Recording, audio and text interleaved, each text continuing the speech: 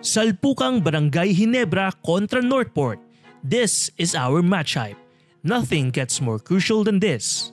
Pangmalakasang banggaan sa pagitan ng nangungunang Northport Batang Pier at crowd favorite na Barangay Ginebra sa main event ng PBA Wednesday doubleheader ganap na 7:30 PM sa PhilSports Arena. Puntirya ng Gene Kings ang ikatlong sunod na panalo at maging ikatlong kuponan kasunod ng Eastern at Converge Fiber Xers na makaharbat ng 6 na panalo sa torneo.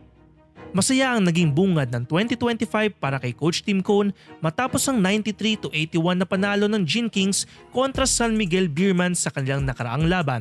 Nabingwit ni Troy Rosario ang kanyang best game suot ang Ginebra uniform patapos magtala ng 22 points at 10 rebounds. Samantala, tatangkain naman ni Arvin Tolentino, Katim Jack at Joshua Monzon na ipagpatuloy ang malakas sa simula ng Northport na kasalukuyang binabandera ang 6-1 na baraha. Disyembre 20 pa nang huling masilayan ng Northport sa isang 120-113 na pagapi ng guest team na Eastern. Magtuloy-tuloy kaya ang pagragasa ng Batang Pier o muling guguhit ng panalo ang Gene Kings? Comment your thoughts below.